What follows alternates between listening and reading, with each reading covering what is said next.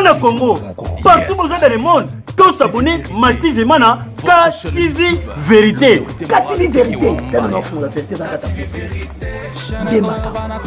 Vérité, on lui dit que nous sommes, parce que nous avons une émission propre, bagaga bien, film à TikTok, parce que nous avons une KTV Vérité. Makiemba baloba quand c'est jamais pour tout n'anga ni ma copine et bon quand vous s'abonner pas tonton quand mbala kuno te musabonner kenda ka ba rendez-vous moi dina bon abonnez-vous massivement na KTV Vérité tous s'abonner massivement ba TikTok ba TikTok ba film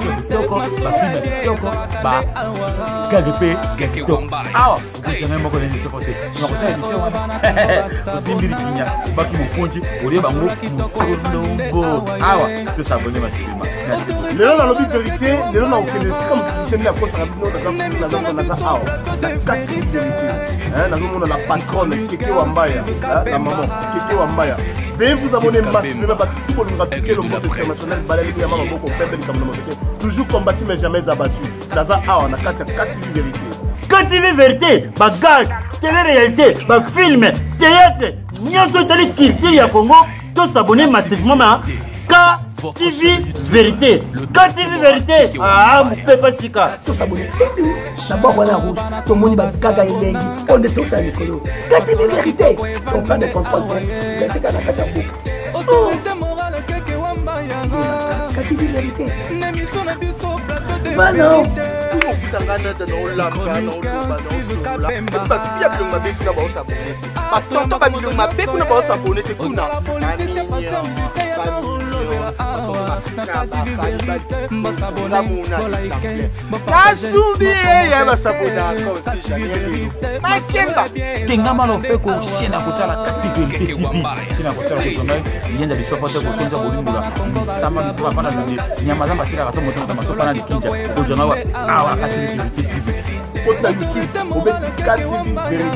droite, l'anglais va commencer, le français va commencer à s'abonner. Depuis que nous s'abonnons à s'abonner. Parce que nous sommes tous culte matinal à 5h30. La catholique, tous les notifications, il y a KTV Vérité.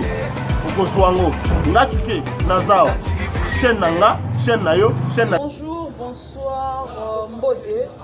Chers abonnés, cela dépendra de l'heure à laquelle vous allez recevoir cette vidéo. Quand on Divine Kabea, la diva de la presse congolaise, Nazarawana pour nous la message ya bien, Nazarawana pour nous la bino basango ya kitoko.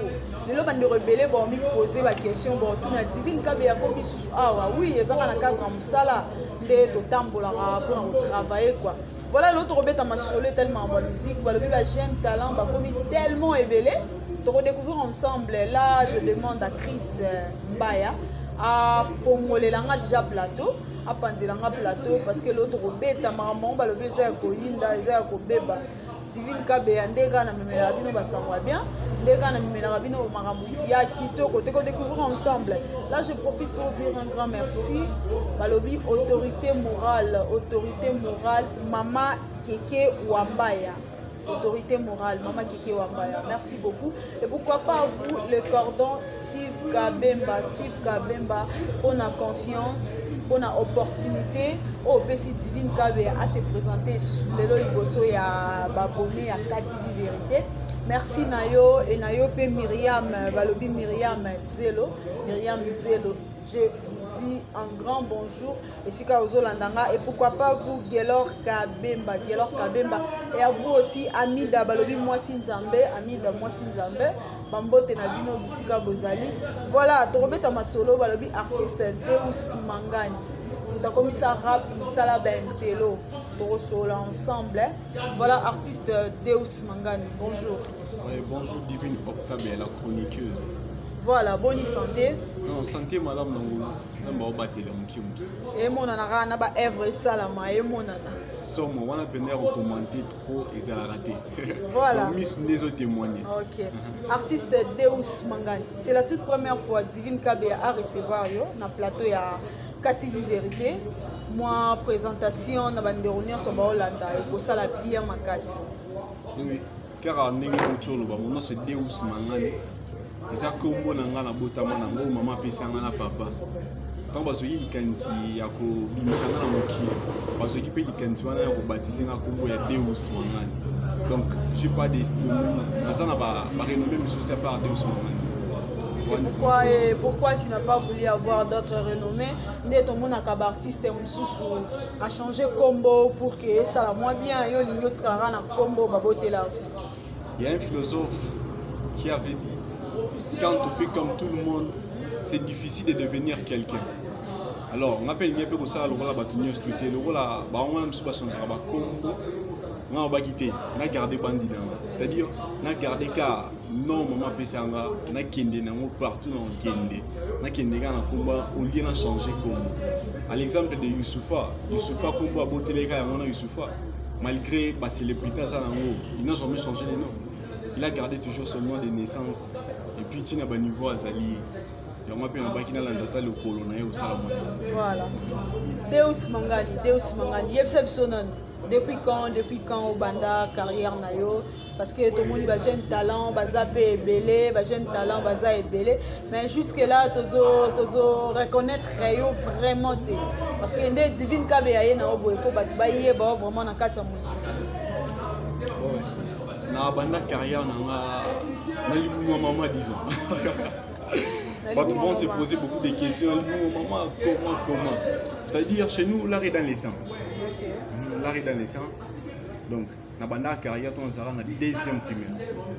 Nous avons déjà à travers la récitation, une école, la récitation, on a élaboré avec ses enfants, la flair, donc, dans la récitation, ceux qui ont maîtrisé bien, nous avons maîtrisé na place na réciter mais moi na banda ko meka un peu ko chanter ko rapper dans le moyen na ba récitation jusqu'aujourd'hui ce qui a fait aujourd'hui Deus Mangani c'est vraiment ça dans le monde na deuxième primaire na commune en cinquième primaire na ko commissaire na groupe ya kisi to bien nourrit on a profité pour appeler ça bayaka sima baya mukasa baya na biso nyos ya groupe ka paroisse spécialement mombepi il y a pas paroisse tout l'archidiocèse de Kinshasa pesi bino ba salamun na bino voilà dans la commune un groupe cast alors qui est baye ba orienté nga ba kotanga na chorale ya groupe ka ndeza place na koma royemba na chorale malgré tout ba nous opena ba chance royemba na ba messe ya ba dimanche te ba choriste misusu biso donné ba piste na ba messe na biso mo ya groupe ka quoi ndina koma royemba kuna na koma royemba dans un petit séminaire kuna penza qui chante na Saint Jean-Marie Vianney na Limete na banda royemba kuna. Voilà, dites-nous un peu Deus Mangani. Nani vraiment inspiré si le londo comme Deus Mangani, un musicien qui fait aussi la fierté. Il y a un rappeur, il y a pour un abisso. Nani a inspiré. En première position, c'est Alexis Légal. Alexis Légal m'a inspiré. Je me rappelle bien, c'est là qu'il m'a 2006. Basira Betaka, l'art de la guerre. Nafimo et Kila. Et yo, Bolimoki, et yo, l'art de la guerre, on entend ma Betaka.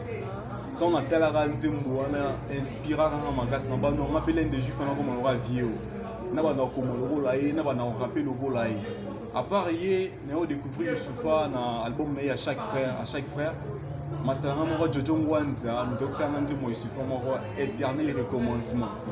Tant que nous avons donc évité quoi dire inspirant ma casse non on appelle des juifs comme le rôle la vieux n'a pas n'appelle pour rappeler même ma réalité le rôle la vieux donc ça va des rappeurs au va marquer histoire nanga et puis carrière musicale nanga ba idole nanga vraiment la musique ba wana mi bali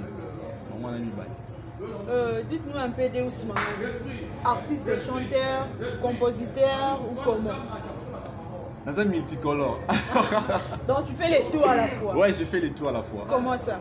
Je suis en même temps rappeur, chanteur, on a composé à vraiment. Mais ce qui nous a saturé dans l'idée, c'est ma mère qui m'aide.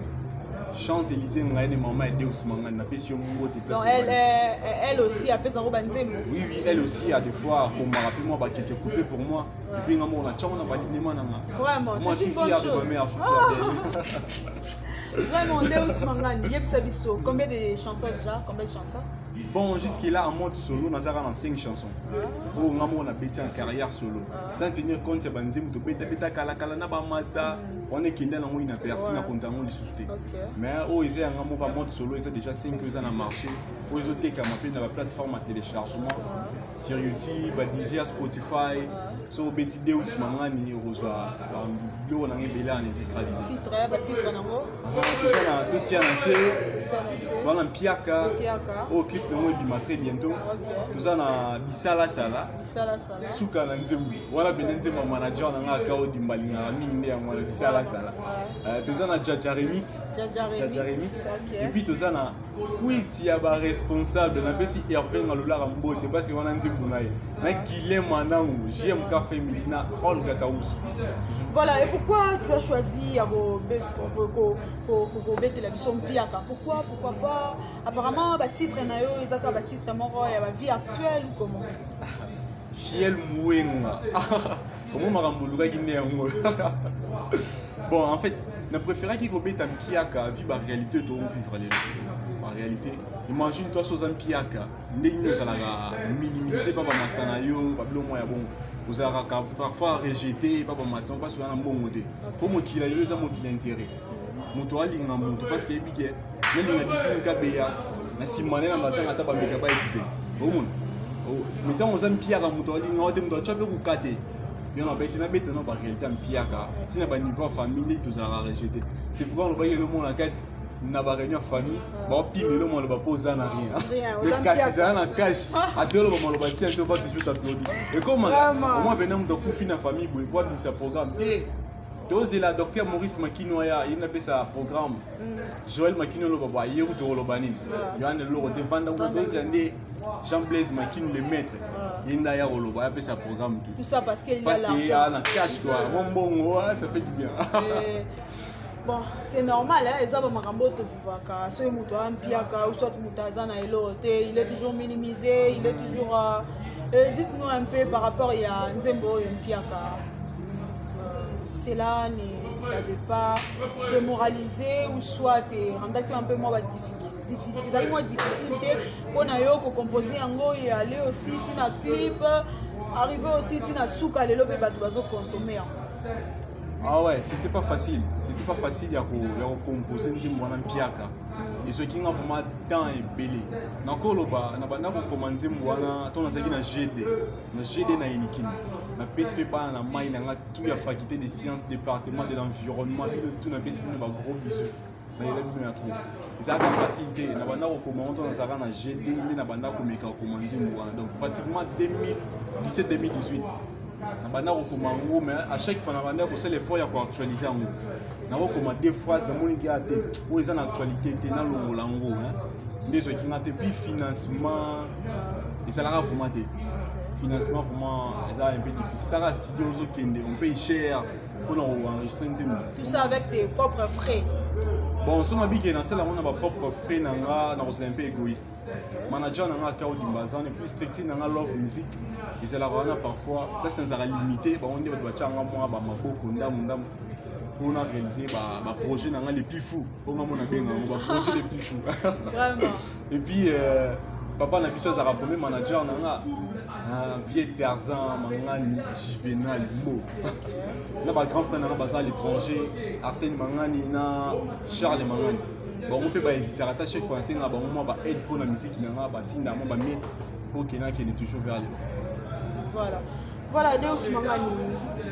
Bête la vie moi à capter la mort et ça va bien parce que bande rebelle va le bit toyo kinzembo pia kampia ka divine kabea toyo ka kili banga na yo et ça là qui vraiment bien. C'est quoi et peut toyo kayo et que ça la moi bien na bande on se ba Hollande là je profite pour nous ça pour mbote ngala Myriam Zelo je vous salue et pourquoi pas vous oncle Tabo Makita et à vous aussi Pacho depuis Londres je vous salue aussi.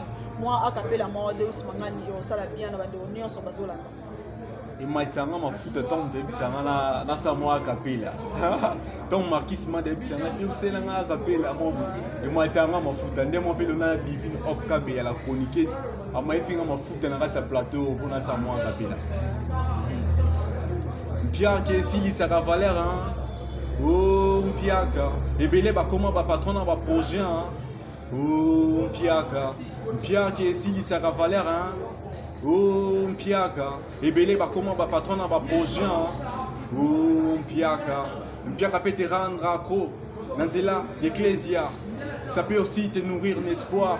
Lobby au kozua et kabaki torita mikolo et pas bana mikiena ba réunion famille ba opimelo maloba posa na rien kasi zala na cash atolo ba maloba tiens on va toujours t'applaudir boye non na Palestine ba ta delo ma puta mabu personnalité moi tu es le bienvenu le rôle à Jésus à Jérusalem. Seulement un sentiment en mot donc faut télécharger moi sur YouTube. Vraiment, vous téléchargez, vous consommez Mpiaka et vous allez bien. Voilà, dès aussi mangani biso. Nzembo cartonné, nzembo petit, les vraiment kitoko. Est-ce qu'il y a aussi des gens au Bayaki ou soit il y a des gens ou soit tu as recevé aussi au recevoir un message dans le développé pour dire que non, dès aussi mangani ça les marchés bien vraiment il faut renforcer ou il y a aussi des gens Bayaki non, ça les amis kitoko pour encouragement et bien. Ouais, à chaque fois dans la single, je reçois pas mal de messages de part et d'autre. Au moins, la communauté qui a code du boyau, ils ont fait des alibanda. Ils ont commis là, ils ont encouragé. La critique peut s'en rater. Et surtout, on a la critique, ça m'ira de plus en plus fort. À chaque fois que la critique a ça l'a et puis ça a ce force, il y a ça la mieux qu'avant. Donc, la critique est en raté et puis la félicitation peut s'en rater. Parce que tant que ça la bilo nous nous soutient dans ces pays là non ils ont une émission l'autre ça là nayo ils ont bien battu sous ba critiquer au fin la critiquer ma casse émission où des alagi battu pas c'est pas non pas zali donc qui est ça maintenant à bon toi on a deux temps donc noir tout comme pembe les ténèbres comme la lumière c'est un peu ça voilà muta ko misaka pour ça la bentelo c'était aussi mangani en dehors il y a style nayo il y a rap. Si aujourd'hui on te proposait Deus Mangani, on me met la mission style Moussoussou. Est-ce que pour rendre en fait, je suis multicolore comme SB tranchant. Donc j'ai fait tout sauf la rumba. On a tiré la movie, on a fallu poupa, on a fait rigolo. Donc on a bitumba banjora, on a jamais un rôle et ça la rumba. Non non. Dans Zafran, on a ça la rumba. Mais on a fait bien ami rap.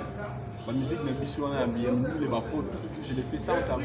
Sauf quand rumba, les restes, je l'ai fait sans problème. Voilà, Deus Mangani. Même si on a des musiciens en génération qui t'inspirent vraiment. Nani o vraiment ko zala bo vendre le biti ah ouais inspiré ah ouais vraiment bien. Et surtout vous na ba rap na bino et comment rap bêtise, pe bêtise en les kana ndenga c'est. Ah, ndera bo rap wana bêtise maman ko eleki. Rap non vraiment ils avaient rap et puis ça conseille c'est un peu rare. Et tant qu'Enkelo, comme ça rap ça la Benkelo, je dirais que Bissonios tout se complétera. Et c'est l'artiste monté inspire à 100%. Parce qu'il n'y a pas ça qui inspire par tout le monde quelque part. Donc tout se complétera. Rien ne se perd, rien ne se gagne, tout se transforme. Hein? Ah ouais. Bon. Nakilelo, j'aime bien MPR. J'adore MPR, bien qu'il n'y a pas longtemps depuis qu'on a découvert Bango. Mais la musique, à chaque fois que la musique, ça me fait du bien. La musique, il y a Inospi, les jeunes leaders, la musique, c'est la musique, il y a moi, j'adore sa musique. La PCP Mbo, tu vas place à Joanne. Les restes là, ça peut bêler à King chez la 4, mais ça me fait aussi mal. Moi dégoût parce que ça va la main musique bazar so qui musique na il y a portfolio un plus mais un portfolio un plus n'est pas c'est-à-dire à ton ici vocabulaire on n'est pas bêtise ça la maman passe or musique ils ont l'art de combiner le son d'une manière à l'oreille agréable à l'oreille mais ils avaient un message de paix ça rabat. Ça peut un message de ça rabatter pour éduquer masse parce qu'un message c'est un éducateur de masse. Il faut savoir aussi éduquer la masse. Vraiment c'est ça pour être un musicien. Voilà, la musique est l'art de combiner les sons d'une manière agréable à l'oreille. Donc on doit normalement éduquer tant que yemba photo apporter.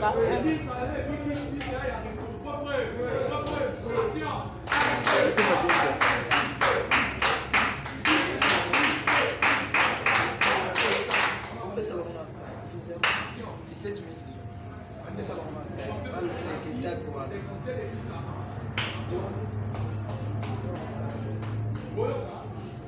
Ça la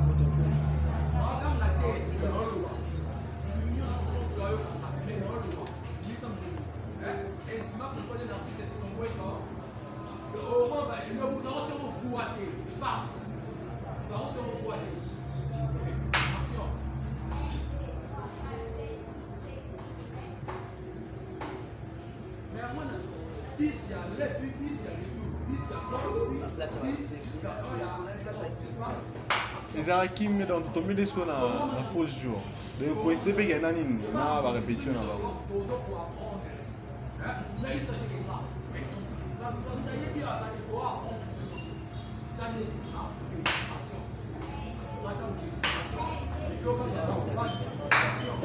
moi ise tolebisa jo wana balingi ata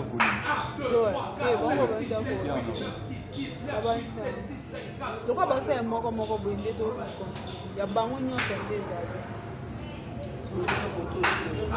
po maita voix oloba malembe po parler avec toloba na naomona sineme kokanga na kokaka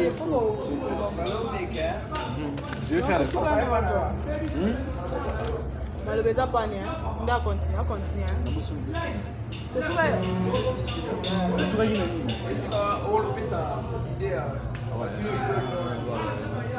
na génération na yo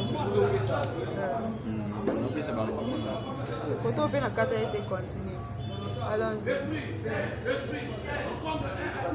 oui bango nyonso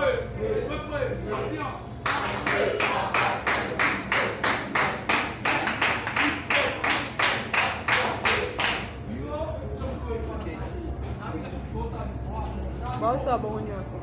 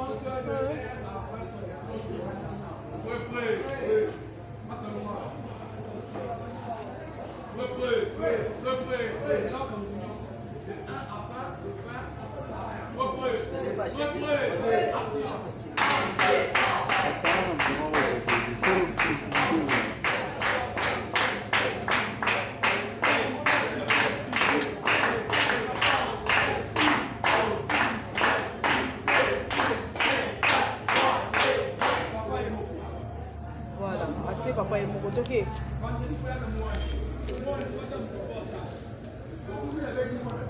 Tu continues de surtout l'anti-dysfonction dans mon tour. Quand tu as compté déjà, quand tu as compté. Dès où c'est fois le ban à vivacité. 1, 2, 3, action. Voilà. Ouais, c'est ce que je disais. Moi, je suis un monsieur Zara, ceux qui musique hein, vous y bénéficier dans les leçons morales, mais à bébition de sigol. C'est-à-dire, vous bénéficiez d'un implice, d'un vocabulaire en english comme Zoba. Pour comprendre le paradoxe. C'est un peu ça. Okay. Voilà, Deus Mangani, par rapport à trop inspiré, on a évité ce que vous avez moment et ça la bien ma classe n'a pas abonné à Sonyon sur la TV. Il y a des gens qui sont inspirants. Youssoufa. Ok, moi je suis amoureux de Youssoufa. Na préférence, c'est Maï. Madame et Monsieur. L'artiste s'appelait Madame et Monsieur. You make me smile. You make me smile. Je peux m'arrêter là, non? Mais quand même, moi idée quoi. Voilà, chers abonnés, nous chutons déjà vers la fin de notre émission. Quand on a le paradis, Kabea, Nazarawana, pour nous bien, la diva de la presse congolaise, on a rabino Marabia Kitoko. Voilà, Deus Mangani, Todo Robadiana, Souka et Mission. On a évité un message pour lancer, on a réunion sur le consommer une piaka, on a réunion sur le bazar, on va consommer sous le piaka. Ouais, et puis si, merci, on a fanatique pour consommer des produits, on a chaque fois on a marché. Et puis si, un grand merci, beaucoup conseil toujours pour soutenir Deus Mangani. Et puis, n'oubliez toujours pas de vous abonner sur ma chaîne YouTube Deus Mangani officielle.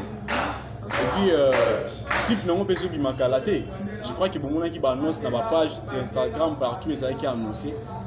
Vraiment, beaucoup conseil toujours que pousser vers le haut. Pour ça, on a bien. Beaucoup ça n'a pas de chance. Il y a eu des gens qui ne jamais dessus. Ok, Deus Mangani, est-ce qu'il y a un lien prévu pour la répétition ou bien ceux qui vont comment? Il y avait un lien prévu, mais actuellement, l'IOANA a banalisé en quelque sorte. Vu que, à part la musique, on est étudiant. C'est pourquoi on aime bien comme Sarah pour ça laissez le mettre à bord. Car quiconque suit ma musique devient conscient. Et on a bien le bail, moi chaque fois, je me rappelle les gens qui n'ont pas de trouble le matin, ils ont le bar et si c'est un problème. Dans ce moment, on va pas, il y a personne qui a accès. Zongela, c'est une bonne chose. Zongela. Donc, tout le monde a avoué qu'il y a un autant de combat. Mais ça a été une émission, une question que poser dans le bar. Dauphin, il ne faut pas me comparer avec n'importe qui parce que nous avons comme ça pour ça la bentélo. Donc, ce qui est musique, il y a toujours des différents. C'est différent. Parce que dans la charge, moi qui intellectualisme, voire même des thèmes dans des corticaca, et ça, parfois ça paraît terre à terre, mais c'est profond. C'est profond. Tant qu'on rejoint, c'est tellement profond. Et on les a à chaque fois sur WhatsApp, on a un message et côté de part et d'autre. Dios, l'inspiration, je dis, ouais, ma question est belle. Et puis, et le niveau, on peut faire inspiration. Mais, c'est plus secret encore. Ils ont un livre monté, et puis ça l'intelligence américaine, c'est plus ça. Mana Congo, partout dans le monde, tous s'abonner massivement à KTV Vérité. KTV Vérité, c'est un enfant, la vérité dans la KTV. KTV Vérité, on lui pique au morceau, parce que nous avons une émission propre, bagaga bien, film à TikTok, on a KTV Vérité. Makiemba baloba consistant mais ni ma copine et bobi kande bo s'abonner pe ba tonton kande mbala kuno te mo s'abonner kenda ka ba rendez-vous moi dina te bobi abonnez-vous massivement na KTV Vérité tous s'abonner massivement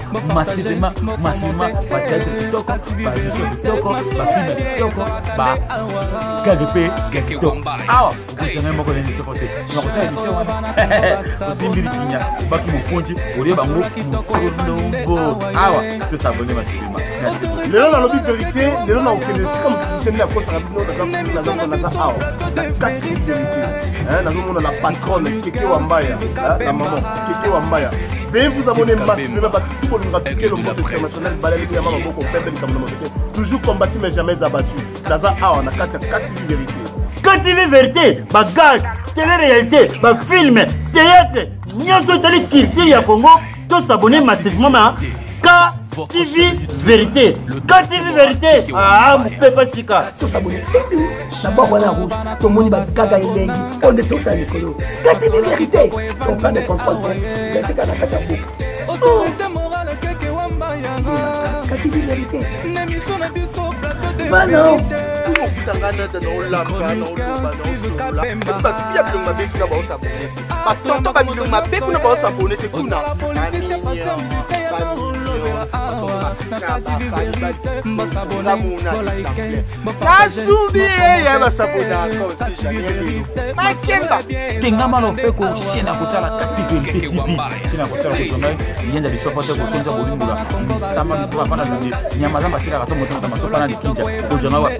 KTV vérité TV. Côté na YouTube, on met 4 TV vérité. La droite, par anglais, on va par français, on va s'abonner. Tout le monde s'abonne à s'abonner. Parce que nous, on se retrouve dans le culte matinal à 5h30. La catholique, on va monter en Ngonga. Au domaine où s'abonne à Ngonga, tous les notifications, il y a 4 TV vérité. Au Koswango, Natsuke, Nazao, chaîne Nanga, chaîne Nayo, chaîne